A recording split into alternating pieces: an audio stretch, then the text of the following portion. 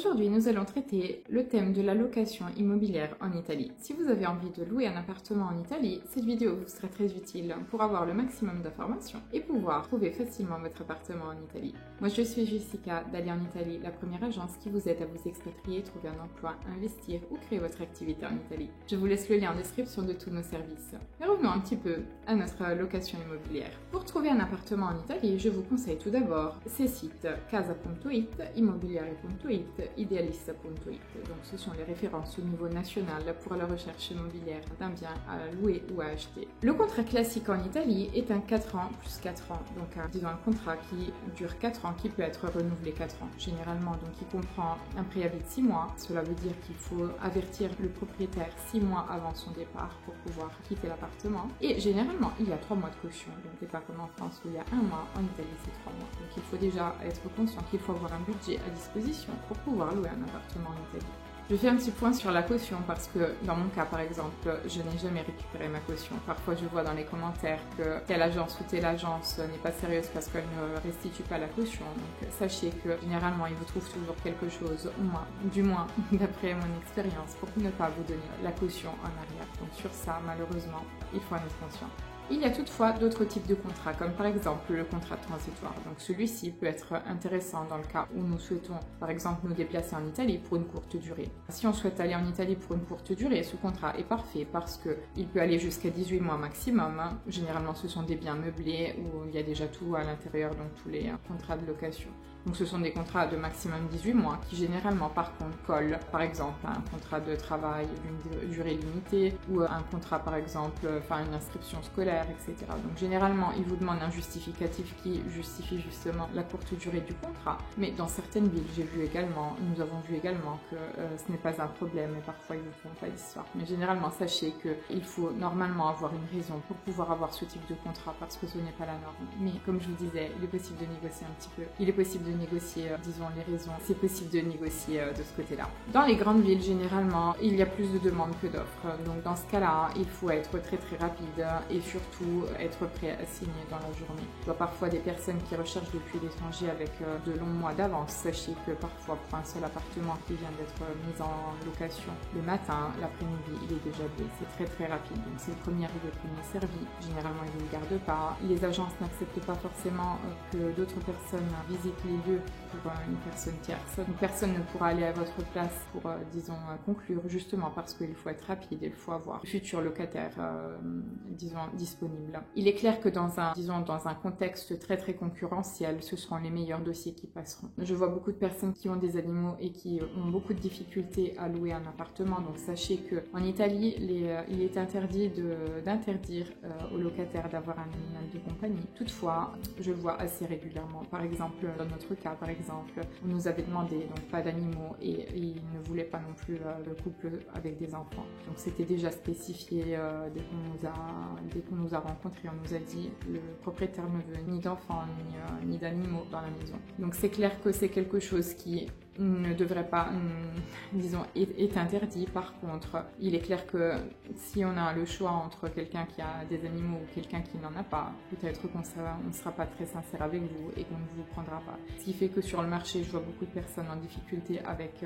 des animaux qui ne réussissent pas à trouver un appartement. Donc sur ça, soyez vraiment conscients. De même pour les dossiers qui sont peu solides. Donc, si vous n'avez pas d'emploi, vous n'avez pas de possibilités financières, etc., c'est compliqué parce qu'on vous demande des garants, il faut qu'on ait leur fiche de paye, etc. Parfois on vous demande quelqu'un en Italie, donc disons que plus le contexte est concurrentiel, comme par exemple cela peut être à Milan, à Turin, à Rome, plus on va être très très strict au niveau des critères. Donc sur ça, il faut vraiment en être conscient avant de vous lancer, donc pour essayer d'avoir un meilleur dossier quand vous arrivez. Pour vous aider dans ces contextes-là, donc il y a plusieurs solutions. Donc soit opter pour des colocations, donc généralement en cumulant les revenus, on arrive à trouver un logement. Deuxièmement, vous les éloignant également du centre-ville, donc étant donné qu'au centre parfois c'est assez compliqué, en vous éloignant un petit peu où il y a un petit peu moins de demandes, généralement les agences sont un petit peu moins strictes, donc ça c'est les conseils que nous donnons généralement pour pouvoir trouver rapidement un appartement.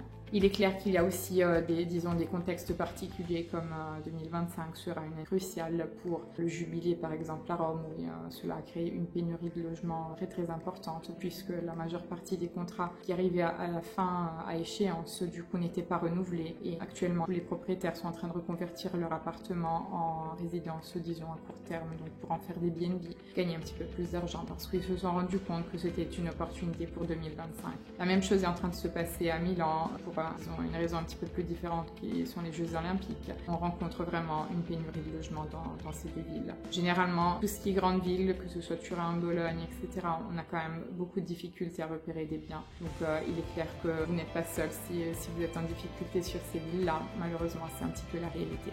Si l'on vous dit que l'état des lieux n'est pas obligatoire, ne croyez pas du coup les propriétaires. En effet, il est important de faire son état des lieux en entrant dans les lieux. Donc moi, j'ai un cas particulier que nous sommes rentrés dans notre premier appartement en Italie où, disons, le propriétaire n'a pas voulu faire l'état des lieux puisqu'il y avait déjà des défauts et donc visiblement, c'était pas quelque chose qui était important pour lui. Cependant, j'ai eu des problèmes au moment de la sortie. Donc heureusement qu'on avait fait des photos, mais quelque part, faites toujours un état des lieux, peu importe ce que le propriétaire vous dit. Si on décide de vous sous-louer l'appartement, c'est-à-dire de ne pas vous faire de contrat ou en tout cas que le contrat soit à nom d'une tierce personne, méfiez-vous parce que cela n'est pas toujours autorisé dans les contrats de location et donc ça veut dire que la personne qui vous loue n'est pas en droit de vous louer l'appartement et surtout derrière vous n'avez pas vraiment de garantie donc vous avez des difficultés par exemple à établir votre résidence puisque vous ne résultez nulle part et en même temps on peut disons vous demander de partir à tout moment donc attention à ce fait là parce que cela vous complique un petit peu les choses.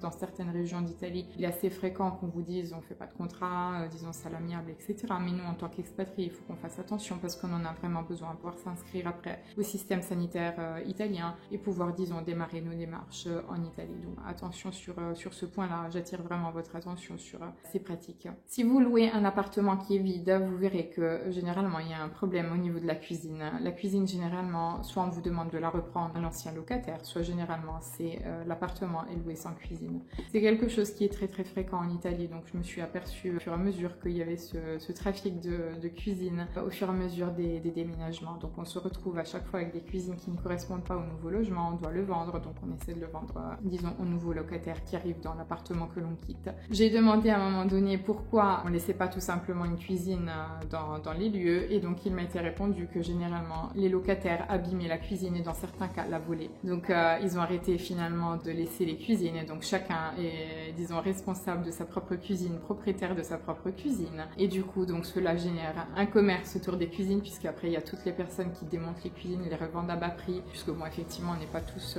bricoleurs et on va pas tous à chaque fois se déplacer avec la cuisine, donc il faut généralement l'acheter, la mettre en place et après la revendre à bas prix parce qu'il faut que quelqu'un vienne l'enlever ou en tout cas on peut pas la porter dans le nouvel appartement, donc ne soyez pas surpris par rapport à ça, c'est quelque chose qui existe. Enfin, pour louer votre appartement en Italie, au niveau des documents, la chose importante à savoir est qu'il faudra avoir son code fiscal, donc super important, c'est la première chose que l'on vous demande, donc on en parle un petit peu plus dans la vidéo dédiée à l'expatriation en Italie. Ensuite, on a besoin d'un compte bancaire italien pour pouvoir également payer nos factures et pouvoir, disons, faire toutes les démarches. Et généralement, on vous demande, c'est plus simple d'avoir un contrat de travail à présenter de façon à montrer ses propres revenus et, disons, voilà, une pièce d'identité en cours de validité. Voilà un petit peu les documents indispensables pour pouvoir louer votre appartement. J'en profite pour vous inviter au prochain webinaire dédié à l'expatriation. C'est comme ça, si vous avez des questions, ça vous permet de les poser en direct. Donc tous les mois, on organise des événements gratuits pour pouvoir justement affronter les différentes thématiques et vous aider à 360 degrés dans vos projets en Italie. Si vous avez des questions, n'hésitez pas à les écrire dans les commentaires, je vous répondrai avec grand plaisir. Et moi, je vous dis à la prochaine vidéo.